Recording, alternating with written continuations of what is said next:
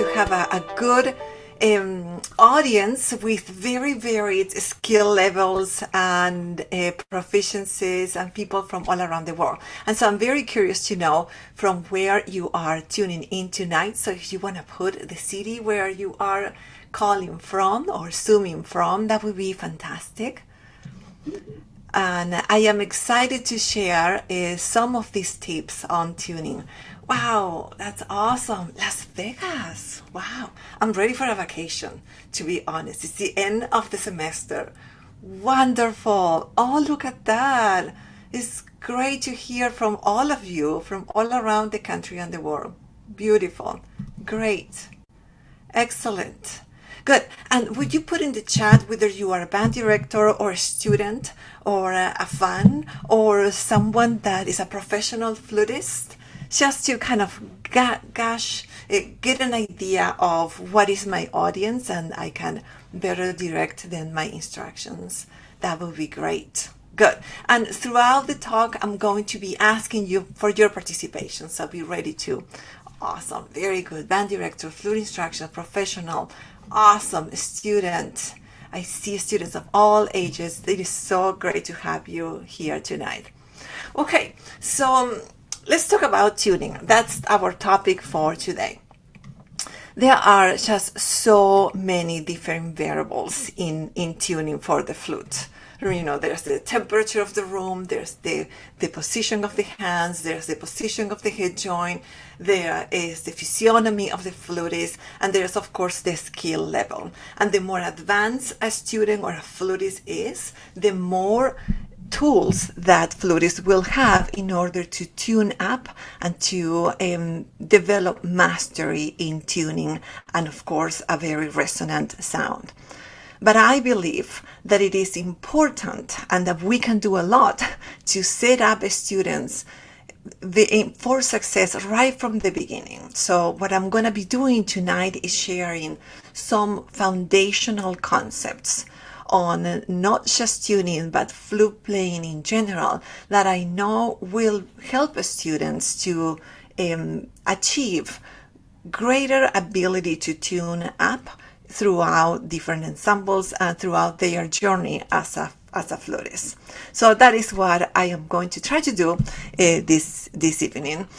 Granted, I had a lot of exercises. As you know me, I like always to have my flute at hand and have a lot of exercises and have everyone play and try, albeit on the silent of the other side of Zoom. But in any case, we all participate. But with tuning, it's a little bit more tricky. I came to realize I had my student Jane this morning was helping me. Hi Jane, how are you? And so there are some elements of tuning that we might be able to do over Zoom. There are some that will not come through. So we'll try to work it out in one way or the other. So let's first start in the way that we put our instruments together. So let's talk about flute alignment. And I'm going to bring one of my flutes right here. And flute alignment is super, super important to set up students in a very good way right from the beginning. What do I mean by flute alignment? Well, we're not going to talk about the entire alignment of the flute, but just the position of the head joint in relationship to the body. So the barrel, which is right here, and give me 1 second, I'm going to try to get this kind of strange background situation that I have here. And it's not, I don't have any blur. It's probably none. I am going to put some eyebrow or some funny thing right here, but no, I don't have that. It's sort of like a studio effect or something like that. I don't know what it is, but there's a blur around that I cannot fix, and it's not a blur background. Anyways, let's keep going. So it is important to be mindful of the position of the embouchure hole in relationship to the keys that we have in the flute. This flute, as you can see, is in line. We call it in line because all the keys follow a straight line. The students' models that you might be very familiar, and even professional models now, have what is called an offset G. So in this case, you can see that the G key right here, oops, right there, right there, it's off. It's not in line with the rest of the instrument, right? And so it's just important to keep that accounts for they say a better position or an easier position of the left hand, and it facilitates some of the technique. Well, what we want to make sure is that the embouchure hole, we're going to call embouchure hole to the hole right here on the lip plate, needs to be in line with the first little key that you have right there. That little key. We're going to try to keep it in line right there. Just make sure that these two are in line. So you want to look that way and align the first little key with the embouchure hole. That is an estimate, right? Some students may, or some professionals may turn it in. It's just a matter of preference, or may turn it slightly out. What we don't want to have is a student that has the embouchure hole completely out, and therefore the sound will be airy and shallow and super open. On the contrary, if the student alignment, the head joint alignment, is inwards, so this can happen, there's not enough space in the blowing angle, and the sound will be dull, constricted, and thin and flat for sure. The tendency is that if the aperture right here, the blowing angle is too wide, and you can see most of the hole, the intonation is going to be sharp. If it is too turned in and you can't see much of the hole, the embouchure, the intonation is going to be then flat. So here is a rule of thumb. I'm going to demonstrate just with the head joint. Careful not to drop. And if you have your head joint, I invite you to do this experiment with me. Ideally, we want to cover with the bottom lip 1/3 to 1/4 of the embouchure hole. So let's cover half of the embouchure hole with our fingers, half of it. And let's take a look. That is half. Look at it. I'll show it right there. Now let's cover 3/4. If we can only see 1/4 because we are covering 3/4, the sound, I promise, won't be good. Now we're going to cover about, let's say, 1/4. That sounds and looks good. We're going to cover 1/3, about that, right? Kind of between 1/4 and 1/3. Good, and that looks good. So that is the amount of space that we really want to see.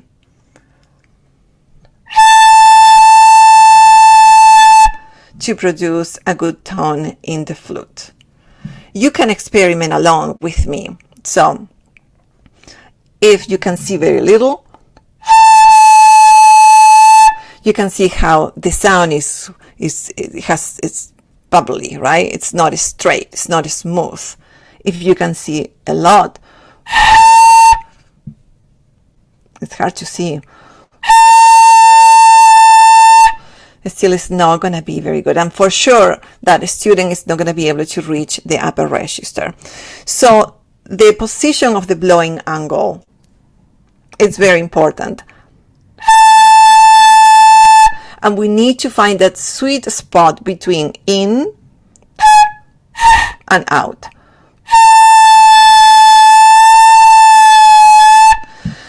I do encourage a lot my students to practice bending exercises. We're going to practice one bending exercise with the head joint right now. this is the advantage of Zoom. It feels really intimate when you can see me this close, right? Probably in real life I cannot get on your face like that, but I can do it on Zoom. So let's try. The only trick is that I have to feel my lip, because if I look at the camera, then I don't get it right. Let's try to roll out and in until the sound disappears. So you can sense that it goes from sharp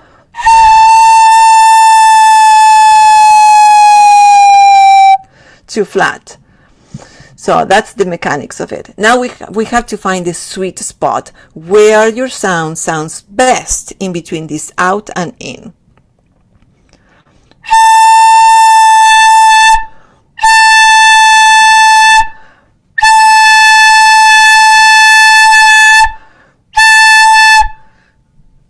Excellent, and explore that way.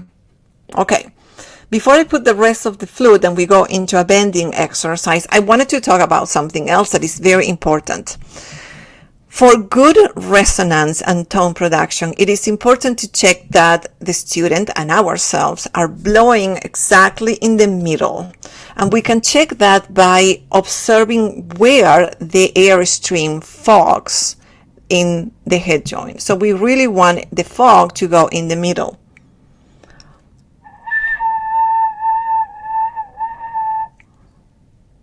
I don't know if you can see it, but you can blow a little bit and then see where the fog stays. And that's going to be a good parameter of where we are blowing. Some students may not have the blowing angle going center.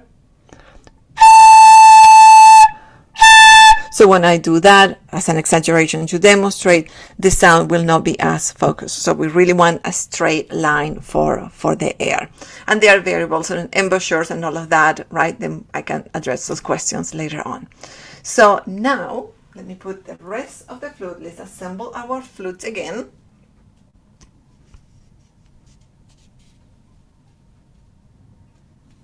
Good. And I am going to share the screen. And we'll do a bending exercise. Okay.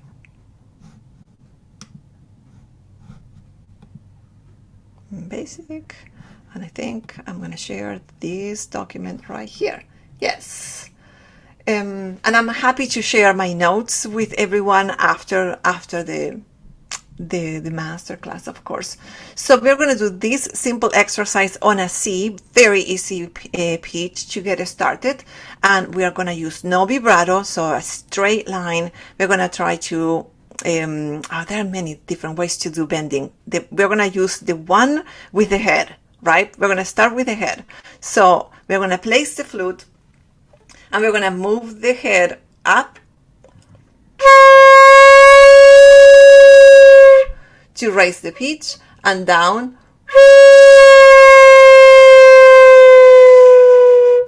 to lower the pitch. So let's do that together. Let's go up with the head all the way up and then down.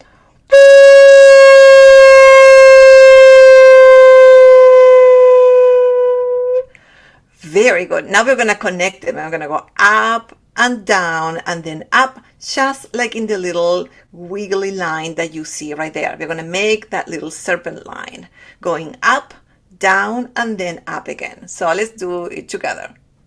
Let's go up.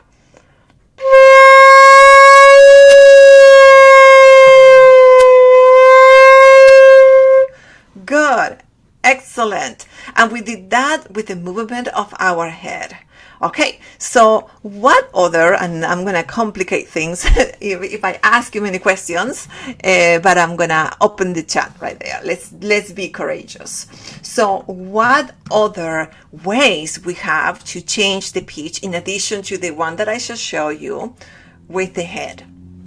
Think of another way in which we can change the pitch, bend the pitch of the flute, and you can write it on the chat. Airspeed, very good. Airspeed will do it. Away or toward, exactly. Aim air down on up, Very resourceful. Excellent. Okay, so now let's try one of those. So we move the head first. Now we're going to do the rolling in and out. Not my favorite, but we need to be resourceful and know many things. So the rolling in and out is done partially with your hands. So we can do the same. See, to go up, we're going to roll the flute out without moving the head. So keep the head in the same position. Right? And now we're going to go downward by rolling in.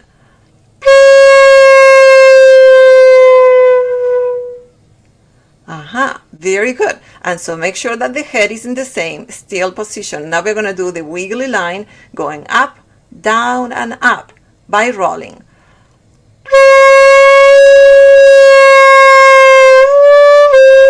Oh, I touched my keys. One more time.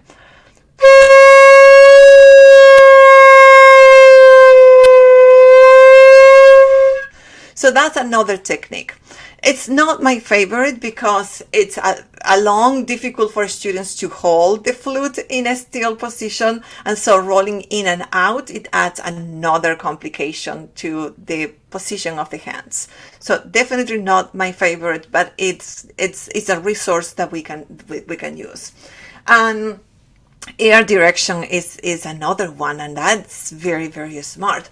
Not necessarily for a complete bending, right? For the bending, we need to do these more adventurous techniques. But to change small differences in the air, in the pitch, we can use faster air to raise the pitch, slower air to lower the pitch. And depending on how we blow into the head joint, if we blow rather high or downward, we're going to also change the pitch. If I blow the same C, sending the air toward my elbow, it's going to be a different intonation than if I blow more straight. And this is great because it comes to the next point that you are seeing here in your screen. Flexibility across registers. To demonstrate this, I always like to show the Numo Pro. I don't know if you're familiar with this little tool right here. This one, right? Many of you may teach with this tool. And so this tool is called a Numo Pro, has little wheels. And so the student blows, and then you can see exactly where the air stream is going to. Usually beginners are going to send the air straight, moving the yellow wheel. And then we need to teach or encourage to send the air stream a little bit lower to the red. Is it red? Yeah. And even lower for the low register to the green. This little tool also is really fun, not only because of the color code. Yeah, I see another Numo Pro right there. Look at that, Tanya. Very good. It's also fantastic for putting it into the flute. So sometimes if you want to be silent and practice in the middle of the night, who does that, right? So then you can actually add the Numo Pro to your flute in this way and play along silently.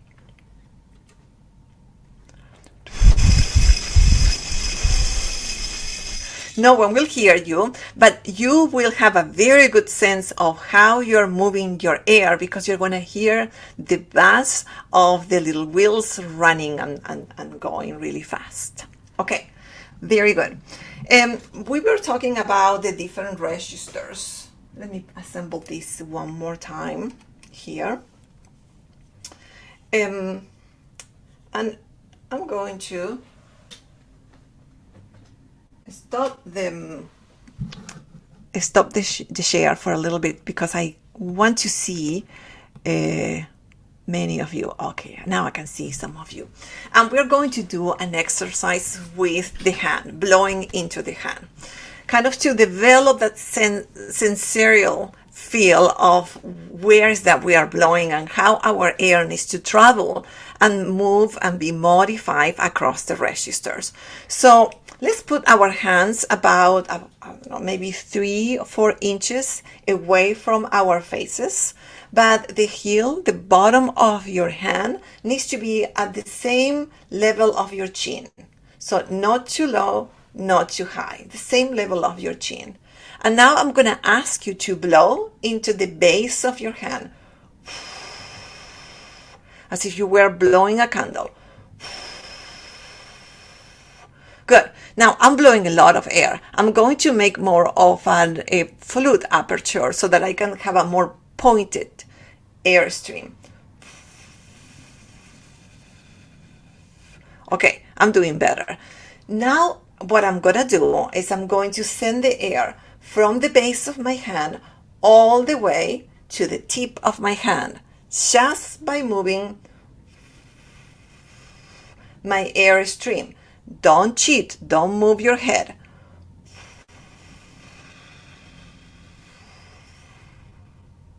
Good, breathe again.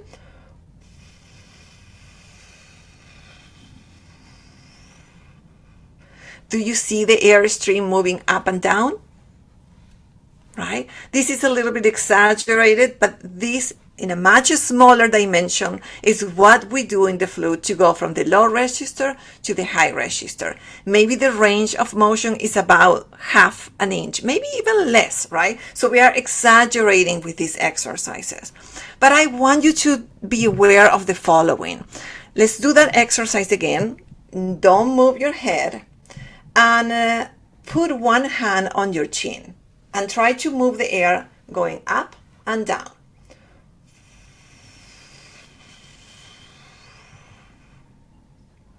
And do it one more time.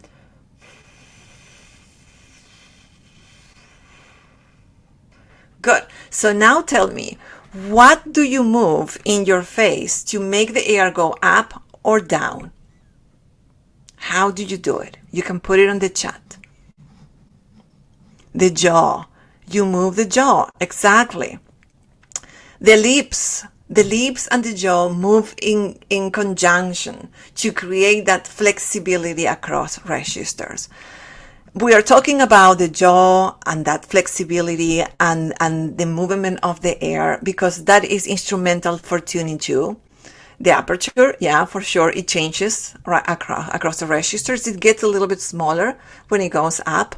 It gets wider when it goes down. That's good. It is important to be aware of this flexibility of movements that we need to have in our vocal cavity as we play and as we are more able to then fine-tune, by no pun intended, our intonation, right? So there's some flexibility that we have to develop. So since you talk about the aperture, let me explain something that is important. Usually, we tell the students at the beginning, well, for the upper register, make a smaller aperture. And although that is a true instruction, it's a good instruction, sometimes the pitfall of that is that the student understands that they have to press their lips and pinch to get the upper register. If they do so and they pinch, the student at first will be successful. They will get the upper octave by doing that. Just for the mechanics of physics, a smaller aperture that also gives the air more speed. So you get a smaller aperture and faster speed, you'll get the upper octave. That's fine. The problem is that by encouraging the pinching or the very, very small aperture without providing the foundation of how we support the air, then the student will most likely develop some tension in the vocal cavity, the throat, and the lips and the embouchure. And then it's difficult to get rid of that habit of tension. And it's a lot of work. So I advocate for working from the very beginning on breath support and on including the core muscles into the production, into the tone production right from the start. How do we play the flute? With air. How do we manage the air? with the belly. What exercises we do? Belly exercises to make sure that the air has power, right? Has the strength right from the very beginning. And that will set up our students and everyone, all of us, to success, right? In terms of tone production. So I want us just to give that little parenthesis in that. And I can explain what I mean by air support. Actually, I have a super good tip for air support. So, and this is really fun. So let's do this. We're going to blow out as if we were blowing a candle. Like that. Happy birthday to us. But in the middle that we are doing that, we're going to stop the air right here. Can you do that? Like suddenly. Very good. And now stay there when you stop and feel your belly. What is happening to your belly?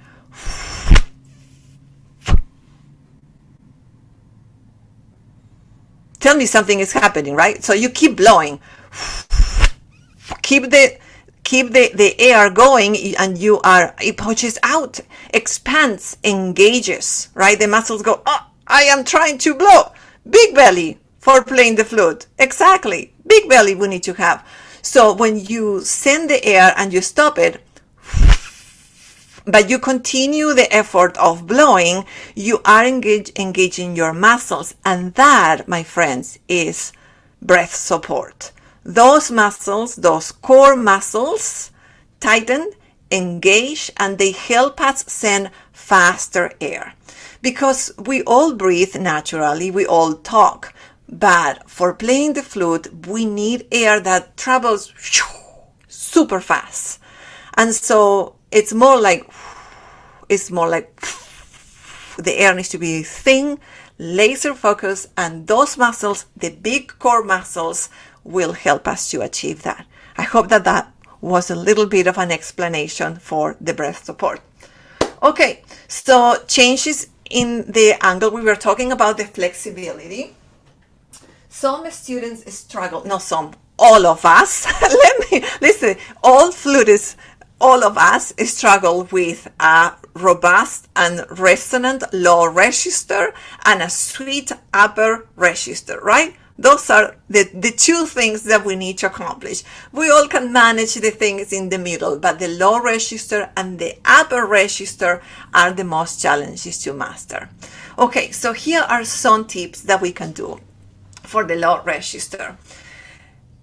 We were talking about this difference between blowing downward and up. For the low register, we're going to try to blow the air going down.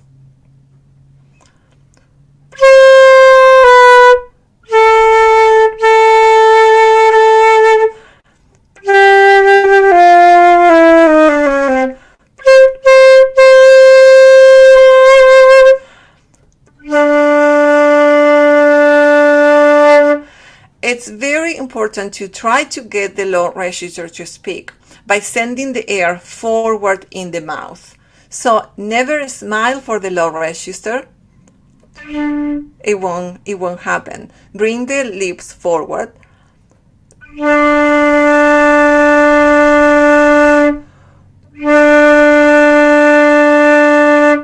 See if I can see myself a little bit bigger. Right, bring the lips forward. And try to tell the student or imagine yourself having air in between your teeth and the corners of your lips. So rather than having the lips stick to the teeth,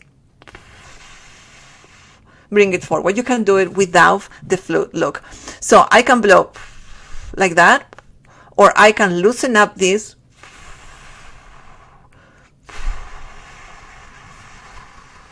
And have a little bit of puffy air here.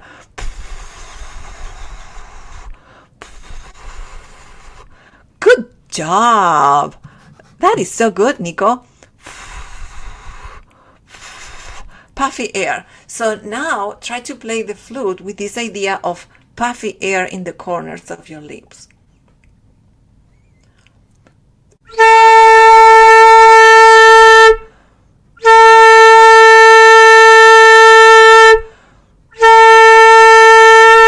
It creates a much more resonant sound.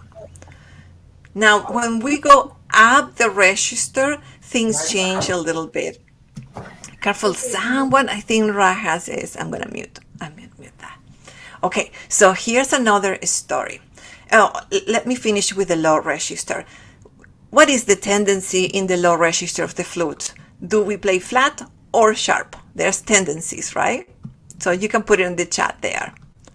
Typically, the low register, anything below the F going down is gonna be flat. And that is just the flute to blame, not us. Okay, good. So here are some tricks to improve that. We talk about forwarding the embouchure by putting a little bit of puffy air in between the teeth and the lips, right there.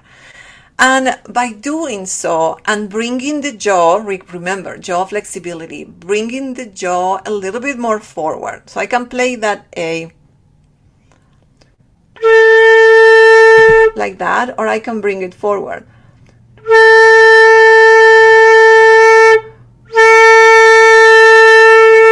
So you see the movement of my jaw. It can be, it's going to be flatter, or I can bring the jaw forward and try to tune up. So again, this is not a rule that you play the low register with your jaw forward or you play it downwards. You know all of it and you adjust as needed in the situation in which you are. It's good to develop that flexibility and then being able to make changes as we go. Okay. Now for the upper register. The upper register is also difficult to conquer because what is the tendency in the upper register in the flute? You can put it in the chat. Sharp. It's always sharp. Sharp, sharp, sharp, sharp, sharp. Right, good. So here are some tricks.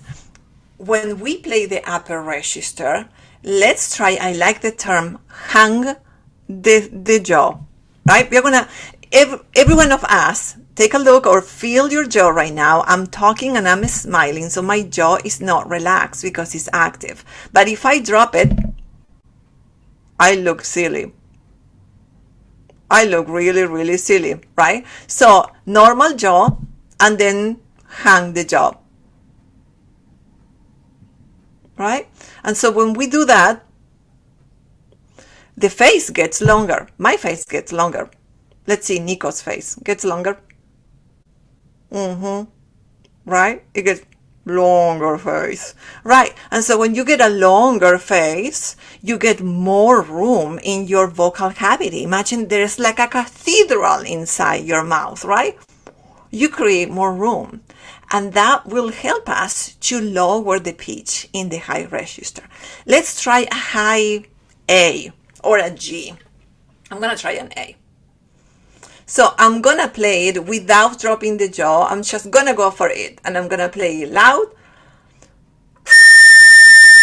Sorry about that. And strong. And now I'm going to tell myself I'm going to drop the jaw.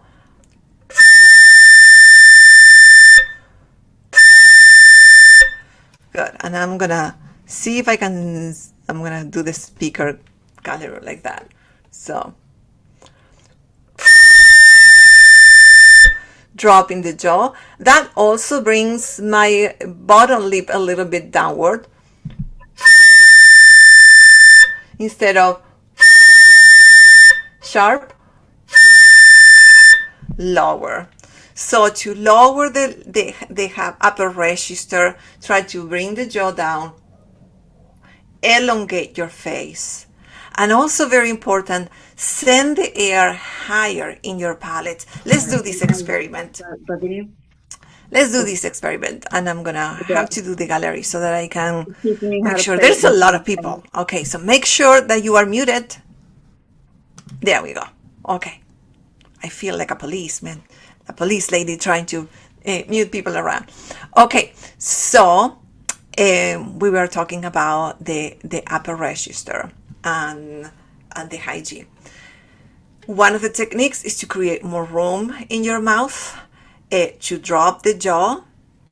And the other one, is to send the air higher. So let's do this silly thing. We're gonna play, we're gonna sing ooh, a low pitch. Ooh. And now the highest pitch you can.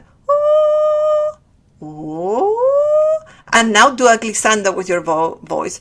Ooh. And see what happens with your palate. Ooh.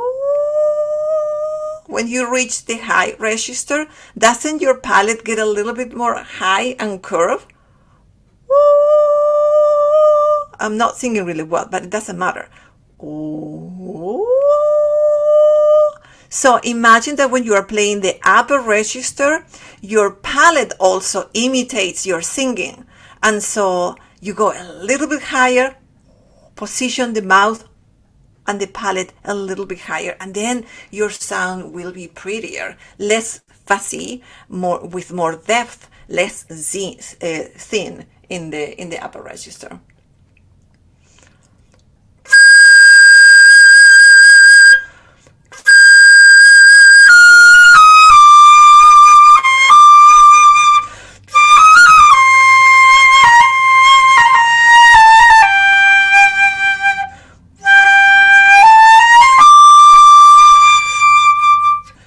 Good.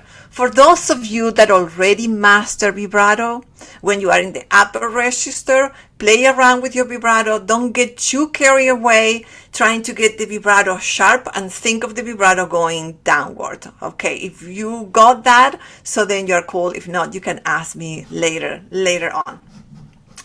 Okay, so let's go into the next group of tips that I have here to share. And this is about the embouchure. So I want you to know and learn this equation. Everyone, the little kids that are here, tightness in the embouchure and everywhere means sharpness. If you are tight, you're going to be sharp. Tight, sharp, right? And so when we have the smiley lips when we play the flute, that makes the air spread out. And so the sound cannot be really centered and resonant because it's going in that direction. And as we spoke and we said at the very beginning, we need the air to be centered and going straight into the head joint. To combat that embouchure tightness thing is pretty much what I mentioned before. We want to make sure that there's a little bit of air, that the lips are separate from the tips.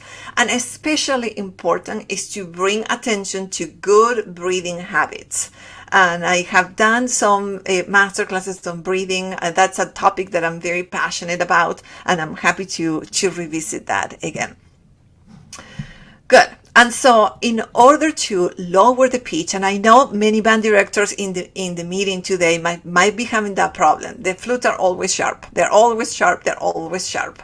So one thing that you can do besides the tuning of the tube is to encourage your students to relax. And so we're going to be talking about how to relax. You're going to scan for tension in your throat, in your mouth cavity, the jaw, and especially in the tongue. So I wanted to talk about the tongue today, so that's what I have a little picture for you to see. So the tongue is a complex of 8 different muscles, and it's rather big. Okay, so if you are willing, you can stick out your tongue with me. That is the tip of the tongue.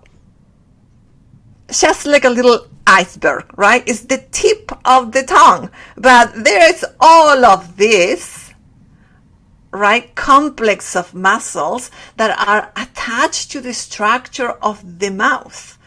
The tongue is huge. It's really powerful, and it has a lot of strength, and we carried usually a lot of tension in the tongue. So now let's do this together. We are going to have a very relaxed tongue. It's going to make me look really funny again. So relax your tongue. Let it hang in there. Relax the tip of your tongue. And now pay attention to the back of your tongue and try to relax that. I just didn't know that I had that in my mouth, right? So relax the back of your tongue too. And this is absolutely necessary and so helpful for good articulation, working with a relaxed tongue. So I want you to try now playing a note, any note, having the little air in between your lips and the teeth. So puffy cheeks.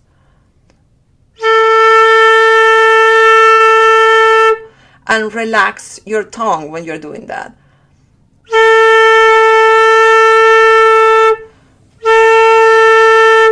So the more you relax the tongue, the flatter the sound will become. So that is another trick to help students not to be sharp, encouraging them to relax the mouth cavity. Of course, in order to do that, to be able to do that, they need to have good breath support, right? So I would say the next step and the first step is to develop good breath support that we talk about. Okay, so here are some hand factors. So sometimes intonation problems happens because of the hands. It's very easy in the flute to roll in like this. And one of the reasons what this is happening, and excuse me, I'm going to stop the share so I can show you bigger, at least in my screen, is because many students, or many of us, don't sit the flute on the base of the index. The flute has some balance points that are very important to observe. And the base of the index on the left hand is perhaps the most tricky one and the most difficult for students to really grasp in their short and long term. So let's talk about that. I want you to, let me see, I don't want to drop my flute. Here's my hand. So I want you to go with your other finger, your other index, and go all the way down until you find the big bone right here at the base of your index. The big bone that is part of your palm, right? And then touch. You see that there's a little dim right there, something. There's a little place where you can sit the flute, right? And so now you're going to feel like, okay, the flute sits right here, in between, at the end of the index and before the big bone. So my finger stops there. Good. And now we're going to sit the flute, like that's the little chair of the flute. We're going to sit the flute right there at the base of the index. Good. And if we do so, we need to make sure that the hand goes right below the flute. So we don't want the index to be forward. We want it to create a little seat underneath the flute, right here. Because if it goes forward like that, then the thumb ends holding the flute, not the base of the index. The thumb needs to go straight so that it can move sidewise between the B flat and the B natural. And to do that, we need to make sure that we have the correct seat. It's a little saddle that we have right here with the index. Exactly. So make sure you bounce the flute and you feel it's sitting right there on the top of that bone. And then the thumb can move. Can you wiggle your thumb going this way? Excellent. Very good. Now put your entire hand and still wiggle your thumb. Very good. Okay. So, and I was saying that some students don't do that and they hold the flute with the thumb, tilting it, rolling it in this way, and that of course affects the blowing angle, and it's gonna be flat in intonation. Okay, so now back to the handout. So I'm gonna share the screen again. I keep you entertained with sharing back and forth. Okay, so now we're going to talk about temperature factors. When the ambience, when the room is cold, the flute is going to be low. It's going to be flat. When it is too hot, it's going to be sharp. So unlike other instruments, the metal will respond to heat by going sharp. when we are playing in an ensemble, it is important to keep touch and in contact with your flute. So I encourage my students, and I do this myself, to keep my flute. If I am not playing, I keep my flute on my lap so that the flute can keep my body temperature. I sometimes put a hand on the head joint, so as to warm it up. It's rather warm in this room right now, but sometimes in performance halls, it can be, the AC can be really really blasting. So you may want to make sure that you touch your flute and you keep it at a nice temperature. The instrument will be playing better. And that this is especially important for piccolos, right? Whether it's metal or wood. We want the piccolo to be warm up and ready to play. Okay, so my next point is that the flute is not perfect, and I have a few chats that I haven't been keeping up. So the flute has tendencies. There are some pitches that are especially sharp in the flute or out of tune. One of them, for instance, is the C sharp. The C sharp is a very, very sharp pitch in the flute, whether it is the middle or the high C sharp, because it's the only pitch that actually has all the tones open. We put the pinky on the C sharp in the foot joint and open exactly all the tone holes in the flute. So it has a very shallow, not very resonant sound. So in the case of the C sharp, we can use always what we call alternate fingerings. And alternate fingerings, I'm gonna put it this way, is changing the traditional fingering for that note. The rule is that if you flatten the keys, you're gonna flatten the tone. So to lower a pitch, we're gonna get more fingers down. The C sharp, for instance, can be played with these 3 keys down in the right hand.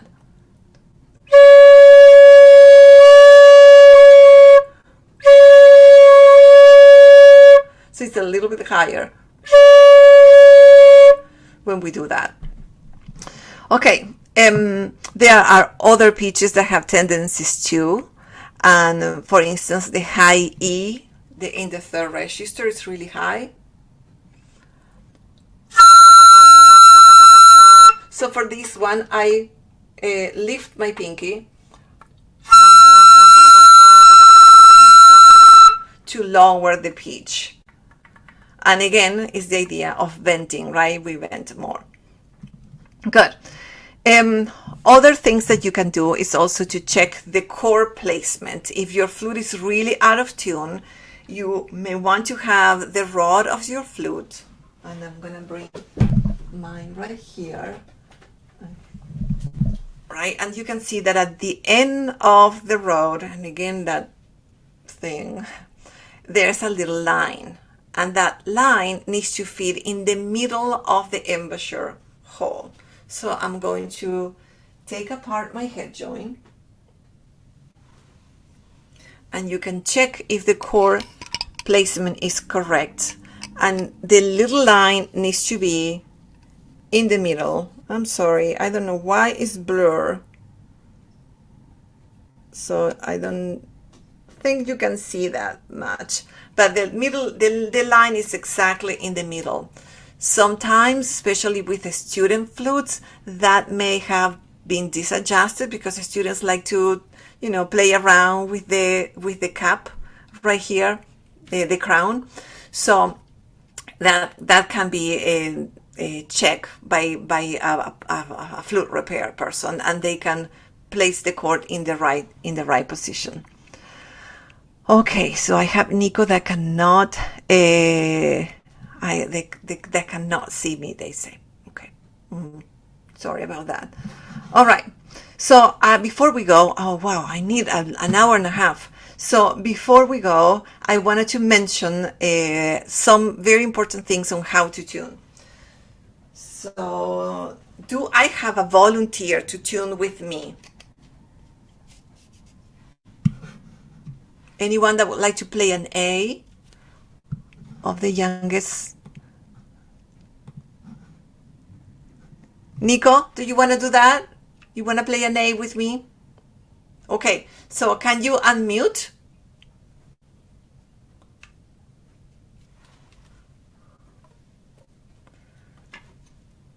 This can work, they may not work, right? We'll see. So, Nico, we're going to play a short A, a short note, and we are not going to play it together. A short A. Good. And then I cannot hear Nico. So that's okay. For the interest of time, I'm gonna keep going. It's important that when we tune, we don't have the 2 or 3 or 4 flutes playing at the same time. We want to tune by having a relatively short note, one after the other. So in that way, we can hear the difference between our sounds. Only then we can assess whether we are sharper or lower, and then we make a correction. We play again another short sound. Then our friend is gonna play another. You can play on your end, and then you can say, "Oh, I'm sharp, I'm flat." Then make the adjustment, and only then we're gonna play together. Now, when we play together, this is something important, and we can do a little exercise if we have time. It's very important to work with your instinct more than with your head, right? And this goes for flutists of every level, even for those, grad students. It's very important to let your ear direct the exercise. So you're going to play your note, but instead of thinking about your tone, I want you to be thinking about the sound that you are listening to. So drop your ear, relax your ear, and try to really listen.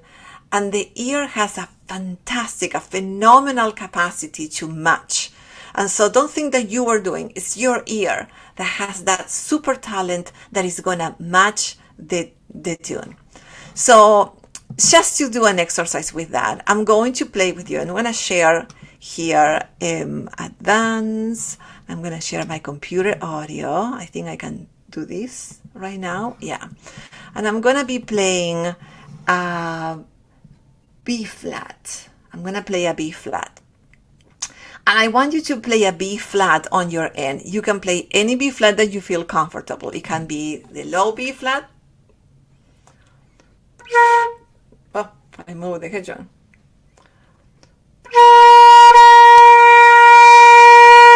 It can be the higher, it can be the third octave, whichever you want. But I'm going to play this and then try to listen to it and then match the tone as much as possible.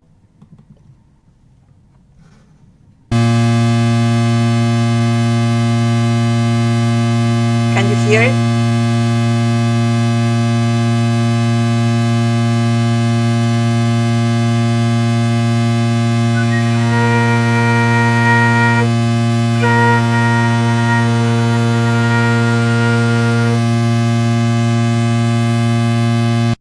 Good. And it's kind of annoying, right? It's a very, very annoying.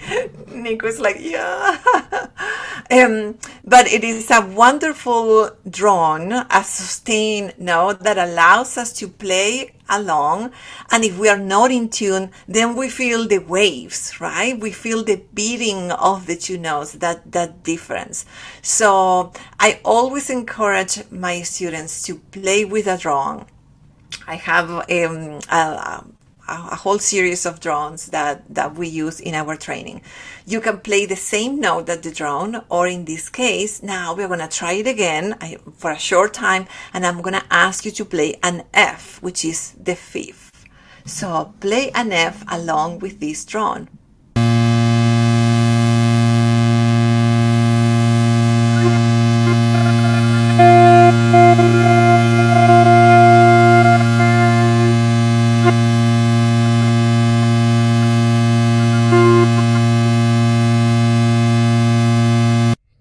So if you forget about your own sound and you feel more, you try to blend with the drone, that's when you are in tune. Now we're going to try to be wrong. We're going to exercise playing out of tune. So I'm going to play the drone again. You're going to play an F, but you better play wrong. You have to find a different F, one that disagree with the drone, and see what happens. Experiment. What happens when you play really, really out of tune?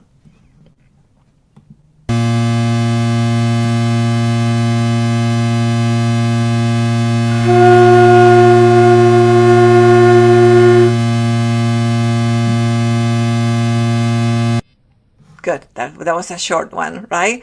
So what did you feel on your end when it was out of tune? What happens with the quality of the tone, of your tone?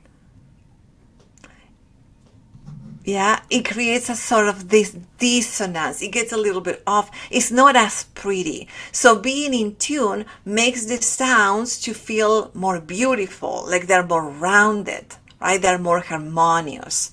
And so when we are working on intonation, we have to be mindful of that and always look for that kind of consonance of the tones.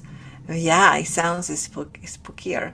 Okay, and then one thing that I wanted to mention is about the different tones. That is an aspect that I realized this morning that we couldn't really talk about, but I'm going to show this on my handout for those band directors of you or those flutists that would like to know more about this.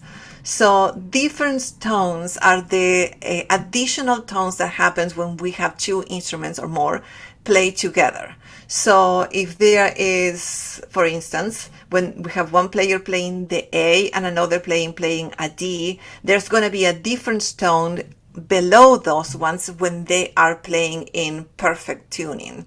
So you're going to hear this bass of kind of sound, and it works much better when we have two instruments. When I do it with my students, it's easier to recognize. When I work with the tuner or with a drone, it's not as easy to feel, but it does work really, really well with two flutes.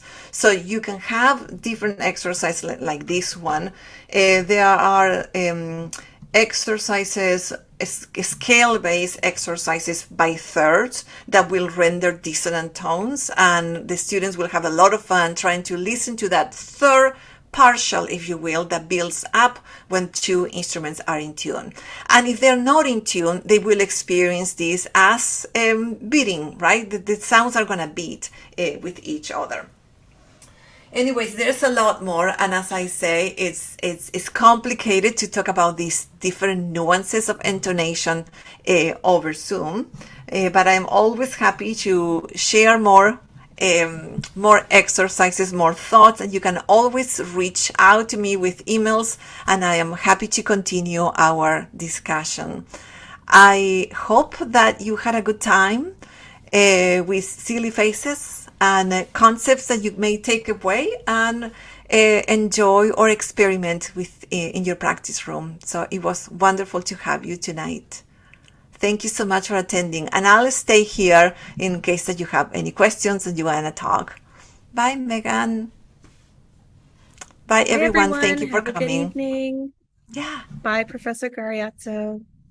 Bye-bye.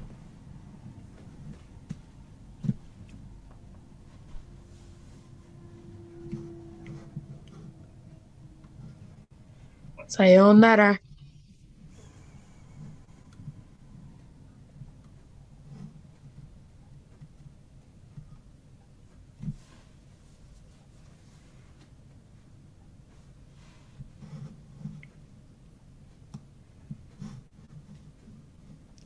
Thank you. Yes, I always host these Zoom meetings, usually once a semester. So I'm sure in the fall there's going to be another one. Yeah. I have a question. Yeah.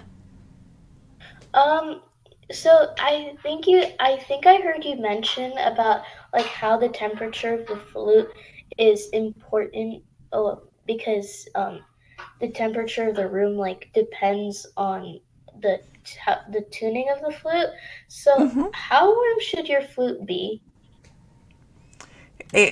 what temperature the flute should be. Oh, that doesn't matter. It's just make sure that it's not, I don't know, anything below, like say 68. If it is 68, I am cold, so the flute is gonna be cold, right? I'm always mindful of not leaving the flute outdoors in the winter because I don't want the metal of the flute to be constricted by the cold. Okay, that makes sense. Mm-hmm.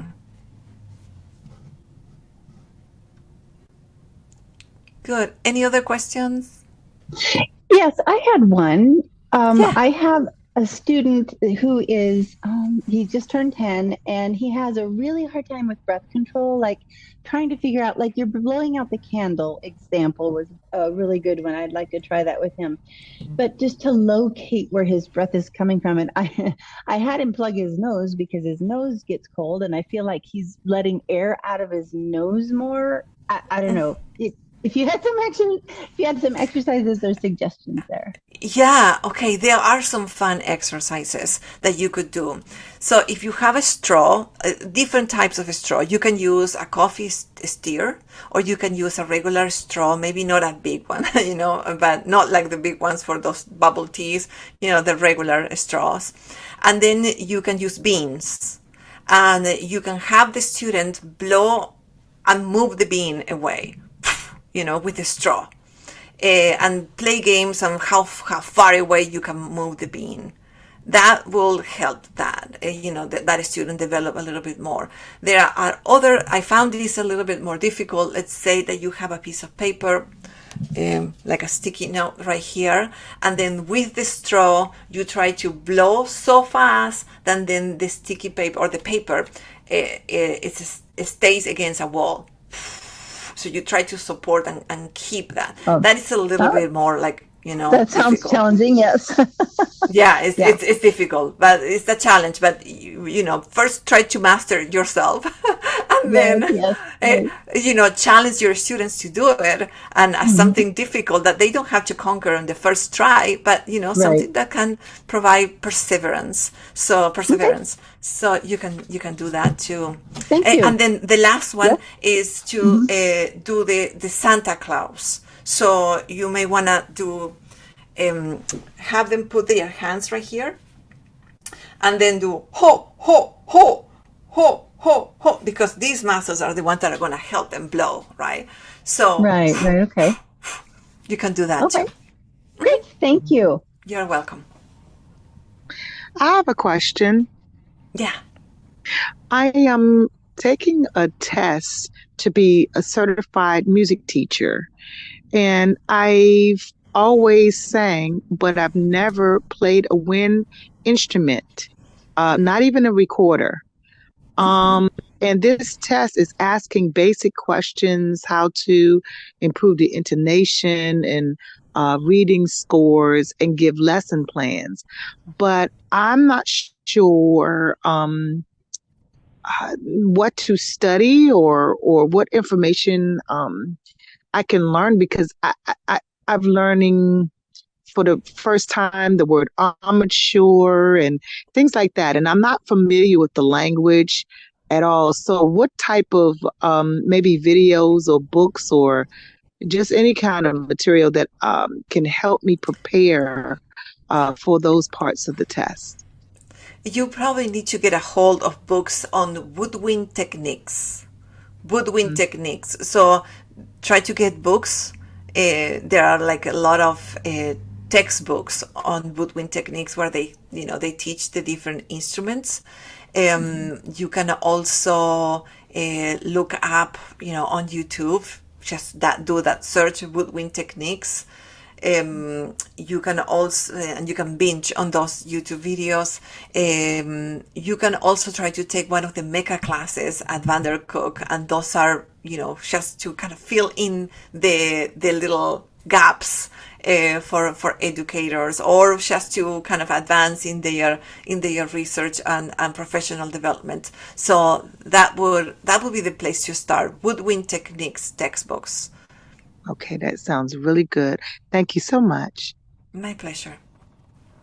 I had a question. Yeah. Do you do online flute lessons? Yeah, I do. Yeah. Okay, when I'm 54 years old, so I'm old, but but anyway, when I was a student in school, they wouldn't let me play the flute. I wanted to play the flute. Oh, They stuck me on trumpet, and then I played trumpet and French horn through college, but I never really fell in love with it. And then, when COVID hit, I thought I'm going to learn to play the flute. I've always wanted to play the flute, so I really started practicing. So I've self-taught myself. But I wonder, if I've developed some bad habits or anything. I've been watching a lot of YouTube videos, and I write my own songs and I record my own songs. And one of the things I definitely do want to improve is my intonation. And so I didn't know, I'm a teacher, so with summer coming, I'll be off school. If you do like summer lessons, or if somehow. yeah, absolutely. We can be in touch. You can reach me. Do you have my email? You can reach out.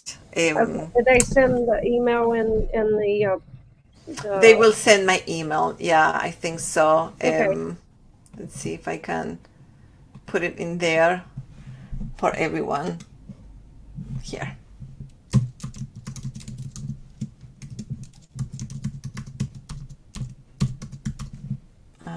You spell it correctly. Is that right? That's my email. You can reach out to me on that email with questions, and yeah, I'm happy to help, and also to give you some resources, books that it would be good for, depending on your level, that it'd be good for you to explore.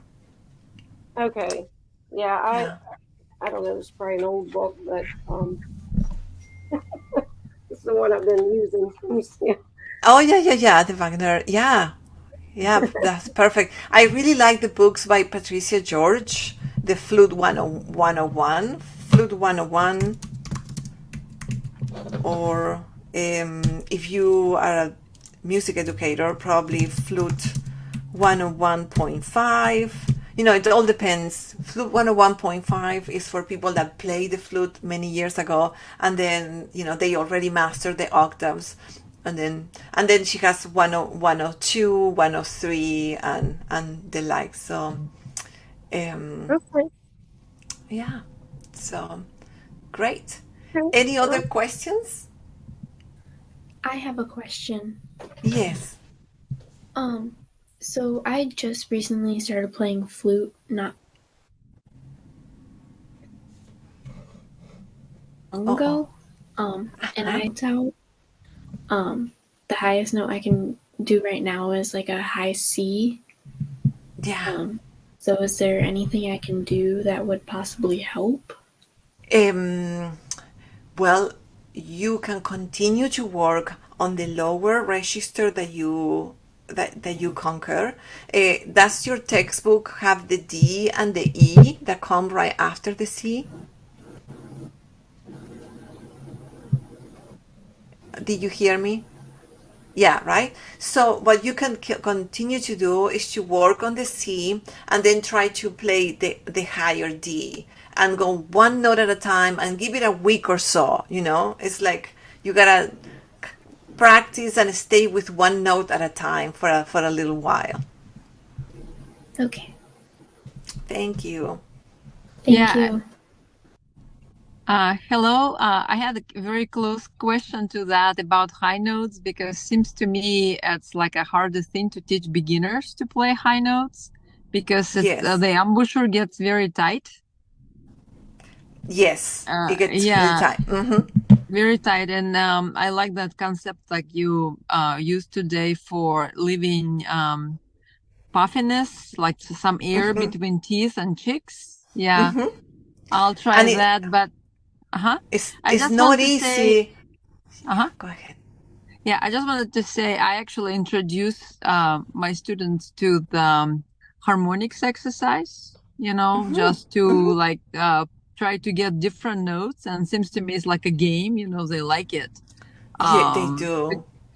Yeah. So, and I said, like, notice how is your embouchure shaped when you do like a fifth, so or octave, or go even higher, and how smaller it gets, and how much pressure you should have. So I think harmonics exercise is really a good one for achieving Very high good. notes. Yes, Very good ones for the high notes. Excellent exercises for the high notes. That's the way to go. Absolutely. Continue to practice with your students the partials, and they will be a lot more proficient with the high notes. You know, working with air and relaxing the corners, it's not very easy if the students already have a really tight embouchure. So other things that you could do also is to encourage the exercise of the blowfish, so that they have to try to play a note, not in the high register, in the middle register, but with a really, really, really big, like a blowfish face. And it's gonna be a bad sound, but the muscles are gonna be put or be used in a very different way, and that can encourage some loosening up of the tissue, the lip tissue right here. Yeah, thank you, because like the hardest thing for me to make students to play high notes clearly and in tune, and just to get, because it drops down. And I guess I wanted to ask how long it takes, like you said, like take one note at a time. Like if they already playing high C, like maybe next step would be high D or C sharp. But I guess it's like for each student's individual, like, you probably won't be able to tell how long they should sit on a note, right? It depends on an individual basis. Some students have more trouble closing up, the aperture. And I've been thinking about that a lot, It's like their aperture doesn't get as small in the upper register. And so then it's difficult for them to go up. And so I recently found out that asking those students to work with a coffee stir and then holding the little stir right here develops more sensitivity in the aperture. So something to think about. For those that have trouble getting the upper register, I would do that. Yeah. Thank you very much.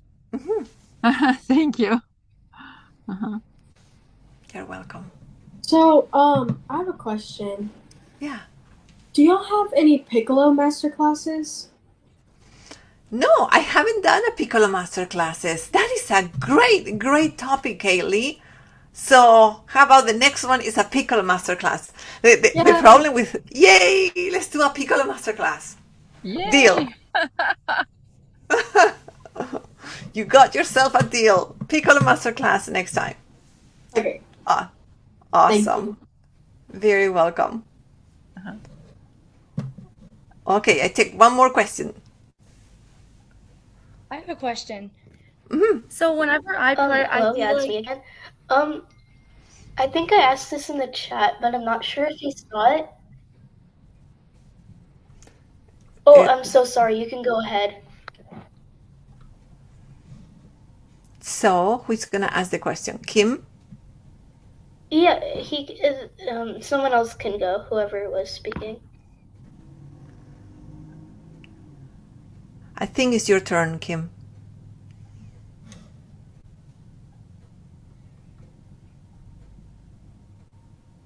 Okay, so I'm going to respond to this question that Naga put on the chat. How will you structure your practice sessions to improve intonation and tone?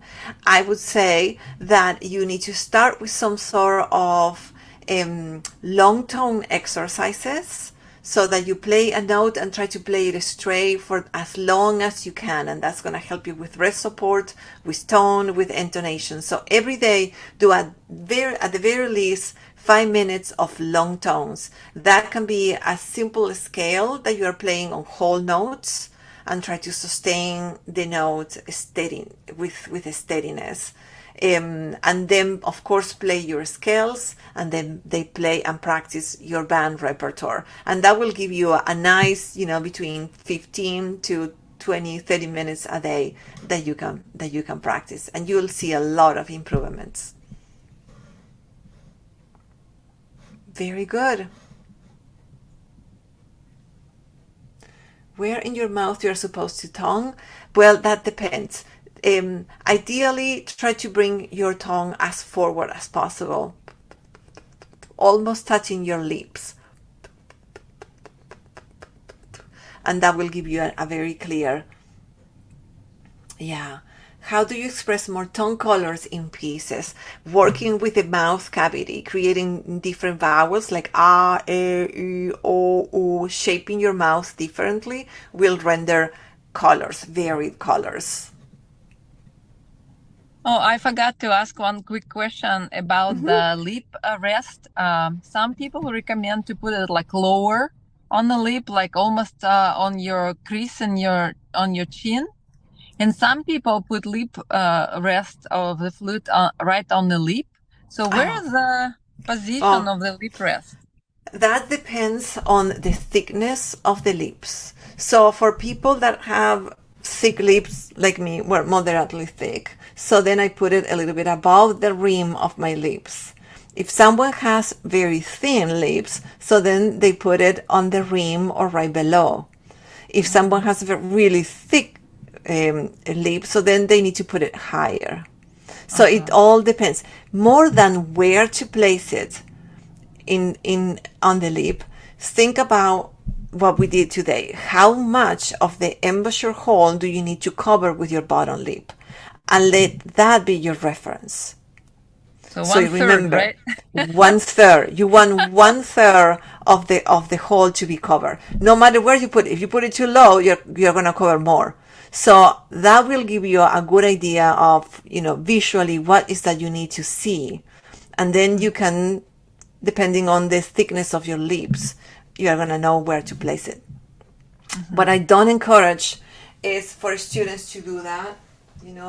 They are taught to do this and then do that. I don't encourage that.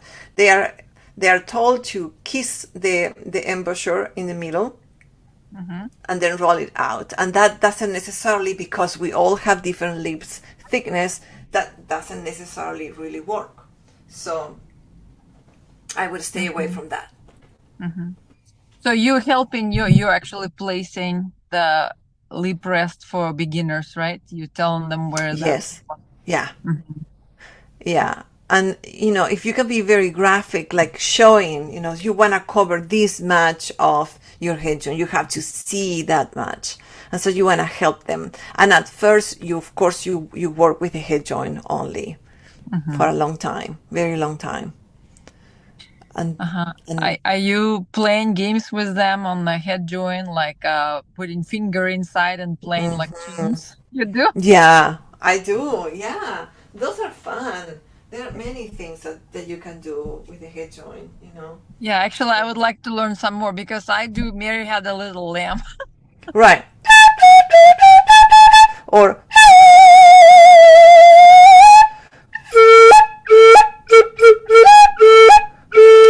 you can do that. You can do. Oh, you can also do the bending.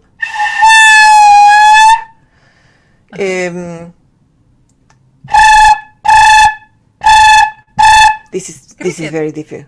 A cricket, but you can do it for them. You can also tell a story,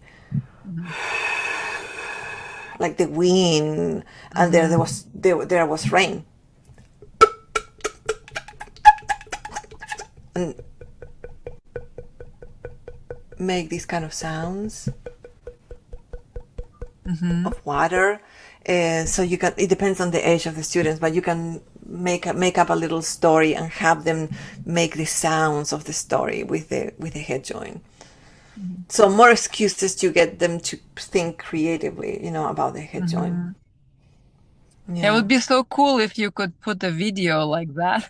You can tell the story I should do that on YouTube, for little kids, because I should do that. Good idea. Yeah. Yeah, thank you. You are very welcome.